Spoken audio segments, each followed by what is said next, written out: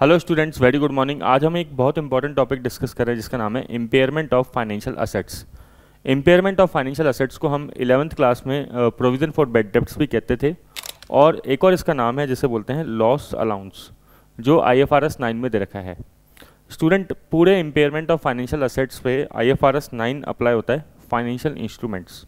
जो पहले हम लोग 11th क्लास में पढ़ते थे या फिर अपनी ग्रेजुएशन में पढ़ते थे, उससे प्रोविज़न फॉर बैड डेब्ट अब अलग बनता है। सबसे मेन रीज़न है प्रेजेंट वैल्यू फैक्टर कंसीडर करना, PV फैक्टर कंसीडर होता है।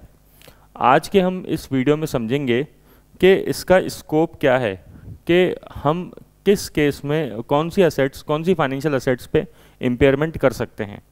सबसे पहले तो ये जानना जरूरी है कि फाइनेंशियल लाइबिलिटी कभी भी इम्पेयर्ड नहीं हो सकती। क्यों? क्योंकि लाइबिलिटी में इम्पेयरमेंट लगा देंगे तो आप एक तरीके से प्रूडेंस के अगेंस्ट है ये, कि आप मान रहे हैं कि लाइबिलिटी को आपको पे नहीं करना पड़ेगा, तो वो चीज़ हमारा स्टैंडर्ड अलाउ नहीं करता है। फिर फाइनेंशियल असेट्स भी सारी की सारी इम्पेयरमेंट आप नहीं कर सकते। जो है जैसे फाइनेंशियल असेट्स को हम क्लासीफाई करते हैं investment in equity, investment in debt और डेरिवेटिव्स। तो इन्वेस्टमेंट इन इक्विटी पे कभी भी इम्पेयरमेंट पॉसिबल नहीं है। क्यों? क्योंकि investment in equity already fair value पे दिखाते हैं, और फेयर वैल्यू थ्रू P&L, अगर आपको ध्यान हो तो FVTPL पे दिखाते हैं। हाँ, कुछ इसका एक एक्सेप्शन होता है, अगर आप चाहें तो आप FVT OCI पे भी दिखा सकते हैं इक्विटी को, लेकिन नॉर्मली हम जो भी अपनी फाइनेंशियल असेट्स होती है इक्विटी नेचर की, वो हम फेयर वैल्यू थ्रू P&L पे दिखाते हैं।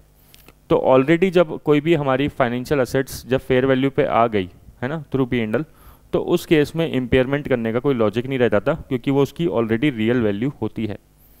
इसी तरीके से डेरिवेटिव्स, अगर हमने कोई फाइनेंशियल असेट्स परचेज करी जो डेरिवेटिव नेचर की है, तो उस पर भी हम लोग इम्पेयरमेंट नहीं लगा सकते, क्योंकि वो भी FVTPL पे ही होती है।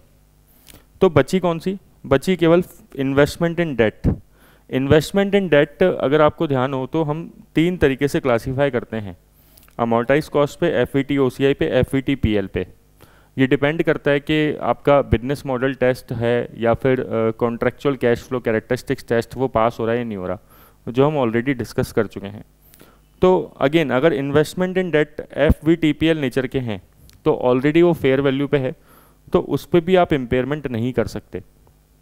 तो मीन्स बचा क्या? स्कोप में क्या है, किस पे इम्पेयरमेंट कर रहे हैं हम?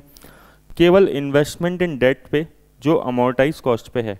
हाँ, इसके साथ साथ इन्वेस्टमेंट इन डेट जो FVT OCI है उसमें भी इम्पेयरमेंट होता है, और अब कैसे इम्पेयरमेंट होता है और क्यों इम्पेयरमेंट करते हैं वो हम नेक्स्ट शॉर्ट्स में समझेंगे। Thank you.